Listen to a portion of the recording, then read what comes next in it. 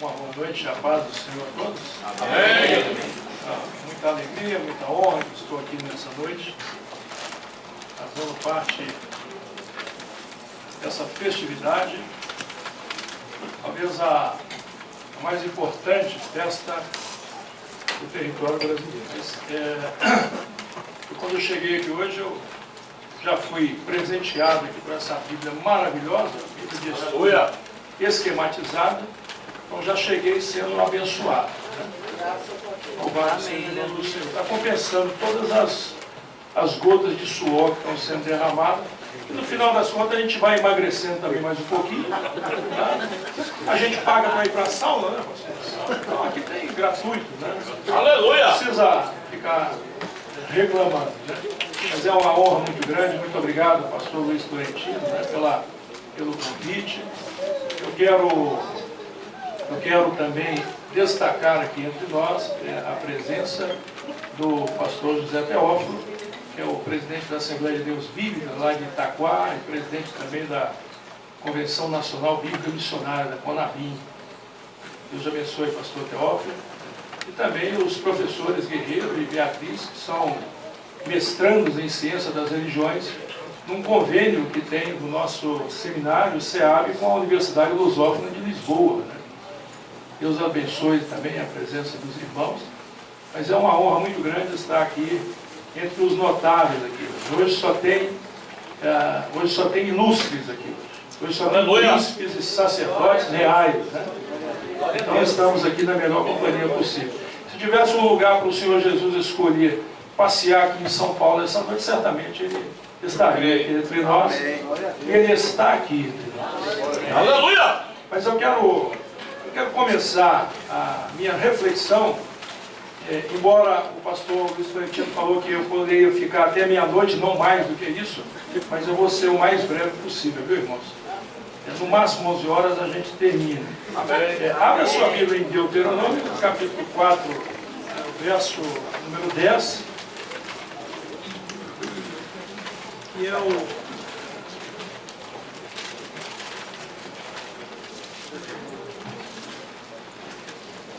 Bíblia Nova é uma maravilha.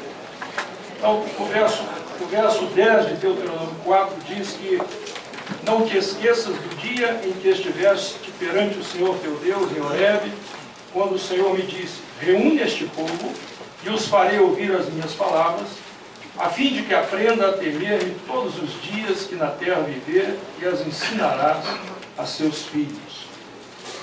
Então, isso aqui é uma advertência sobre aquilo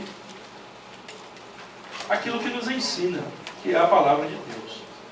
Eu fiquei pensando o que eu poderia trazer aqui para os irmãos, para uma reflexão dentro do tema que nos foi dado, né?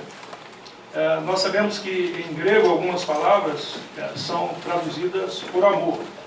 Nós temos eros, o amor de atração sexual, de paixão. Nós temos filos, que é o amor de amizade, aquele amor que exige uma contrapartida. E nós temos ainda outras, mas principalmente nós temos o ágape, né? Que é o amor, para os teólogos, o amor de sacrifício, o amor sacrificial. Né? Aquele amor que busca o interesse do outro, né? Que busca o que é melhor para o outro. Paulo usou a mesma palavra, ágape, aquela mesma que está em João 3,16, né? Quando ele se refere a um amor que dispõe sacrifícios, que está pronto a contribuir com o outro à custa da sua própria dor. Então ele diz em Efésios 5:25, maridos, amai vossas mulheres, como também Cristo amou a igreja e a si mesmo se entregou por ela. Então Paulo já nos fala neste capítulo 5, esse capítulo que fala da família, né? Que fala da união entre o homem e a mulher, da instituição do casamento. E Paulo, ainda se referindo a isto, ainda nos remete a Gênesis, né? Quando ele diz que grande é este mistério de que o homem e a mulher se tornam uma só carne, mas ele diz, eu me refiro a Cristo e à igreja. De tal monta é a importância que Deus dá à família, né? Que ele acabou criando uma família espiritual. Quis Deus que o Novo Testamento fosse escrito em grego, né? Inclusive, a maior referência para o Antigo Testamento é a própria Septuaginta, né? É de lá que nós vamos buscar os fundamentos daquilo que foi escrito pelos autores que escreveram em hebraico, né? E como nós sabemos que Deus encaminha a história para uma finalidade de acordo com o seu propósito, certamente temos algo a aprender aí. A Septuaginta, ela não nasce simplesmente da vontade de homem, né? Mas da vontade de Deus. Eu creio que Deus desejava produzir um contraste entre a sociedade grega e a família de Cristo que estava por vir. Vamos ao que a Bíblia nos ensina sobre a família. A melhor coisa para saber o que a Bíblia ensina sobre a família é a própria Bíblia, né? Em Gênesis, a Bíblia é a bênção de Deus sobre a família. Pois ela ensina em Gênesis 12:3, que em ti, Abraão, serão benditas todas as famílias da terra. Em Êxodo, ele diz: escolhei e tomai cordeiro segundo as vossas famílias. Ou seja, a salvação é uma bênção de alcance familiar. O cordeiro pascual morre para a família. Tá? E é servido no seio da família. E depois é servido no centro da família de Deus. Em Levítico, no capítulo 3, Cristo é a paz da família com Deus no sacrifício pacífico, o sacrifício de comunhão. Em Números, a Bíblia diz que a ordem de todas as coisas começa pela família. Pois diz assim, em Números 1, verso 1 e 2, tomai a soma de toda a congregação dos filhos de Israel, segundo as suas famílias. A relevância de Deus é sobre a família. Em Deuteronômio, a Bíblia é a vida da família. Em Josué, a Bíblia é a bússola da família na terra prometida. Josué 1:7-8 diz: não se aparte da tua boca o livro desta lei, antes medita nele dia e noite, para que tenhas cuidado de fazer conforme a tudo quanto nele está escrito, porque então farás prosperar o teu caminho, a tua família, a família de Deus, e serás bem-sucedido. Em Juízes, a Bíblia é a fiel palavra no meio da infidelidade das famílias de Deus, porque ele não pode negar a si mesmo. E mesmo quando há uma família infiel, ele permanece fiel. Em Ruth, a obediência à Bíblia nos leva ao remidor da família. Em Samuel, a Bíblia demonstra todo o seu furor ao pecado contra a família, mesmo que seja um pecado de rei, e mesmo que seja um pecado de Davi. E a Bíblia diz: tu és o homem.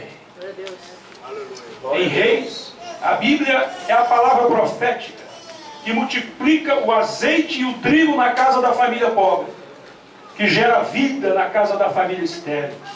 Em Crônicas, é o louvor requerido segundo as famílias sacerdotais. Em Esdras, são as famílias que edificam a casa de Deus. Quem é que está edificando a casa de Deus em nossos dias? Parece que temos indivíduos, parece que temos ministérios avulsos, mas em Esdras quem edificava eram as famílias, aquelas famílias que tinham vindo de Babilônia. Da mesma forma, em Neemias, são as famílias que constroem a cidade e a vigiam. Quem está construindo a cidade de hoje? A São Paulo de hoje, o Brasil de hoje? Qual é o papel da família na construção do Brasil? Este Brasil que se diz moderno, quem está vigiando o que entra pelas portas da nossa nação? Com Esdras e com Neemias, eram as famílias. E o que dizer dos livros poéticos, em que a família é a herança do Senhor? A sabedoria edifica a casa, a família. Ela, a Bíblia, é a vara que corrige a criança. Quem é que corrige a criança hoje? Hoje está proibido corrigir as crianças. Diz que tem uma lei aí da palmada nos pais. A primeira vez que eu ouvi dessa lei, tem mais de 10 anos. Foi lá na favela da Rocinha, no Rio de Janeiro. Era uma lei imposta pelo chefe do tráfico. era proibido corrigir as crianças, para gerar mão de obra farta para o tráfico. Mas nada se compara com os ditos dos profetas que apontam para um desfecho surpreendente na história da civilização. Uma família sagrada. O Deus encarnado, feito homem, nascido numa família. É Natal. Não é um Natal do consumismo desenfreado. Não é um Natal do paganismo, de um intruso vestido de vermelho, mas o Natal daquele que, sendo Deus, se fez homem. Sendo rico, se fez pobre para enriquecer a muitos. Sendo unigênito de Deus, com o seu Natal se fez primogênito de uma família eterna. Sendo divino, se fez mortal para eternizar os que já estavam mortos em seus pecados. É Natal, nasceu o Salvador da família. Crê no Senhor Jesus e será salvo tu e tua casa. Aleluia. Nos livros proféticos, a família é entronizada no seio da sociedade. Agora Deus é parte legítima da civilização. É Natal, é a suprema glória da família. Isso aqui é Natal. Aleluia. A epifania divina não acontece por meio de um show entre os poderosos, mas um singelo nascimento entre os humildes. É Natal. O Deus da Bíblia não escolheu as glórias dos deuses do panteão olímpico para manifestar-se aos homens. Ele não veio com espetaculares raios e trovões à semelhança de Zeus, nem dominando os mares como Poseidon. É Natal. Nasceu em uma estrebaria, pois não havia lugar no hotel. Não há lugar para ele neste mundo. Aliás, assim, a família é o lugar de Cristo. Glória a Deus. O legítimo e único Filho de Deus era conhecido como o filho do carpinteiro. O filho. A família era a sua referência. Desde cedo, ele era o filho daquela família. O filho exemplar. Crescia em estatura e graça diante de Deus e dos homens. Um filho exemplar. Não morava em palácios de cristais no topo do Monte Olímpio, mas nascido em uma manjedoura da pequena Belém, era identificado como o homem de Nazaré, da pobre Galileia. Pode vir alguma coisa boa da Galileia? Ele era da família do carpinteiro. Ele era da família. Era o filho do carpinteiro. Diferentemente dos deuses gregos, que se alimentavam de ambrosia e bebiam néctar, alimento exclusivo dos deuses, Jesus compartilhava o pão nosso de cada dia às custas de muito labor, de um homem experimentado nos trabalhos, homem de dores, homem comum, misturando seu povo, sendo um deles, sendo um com eles em suas aflições, levando as suas cargas.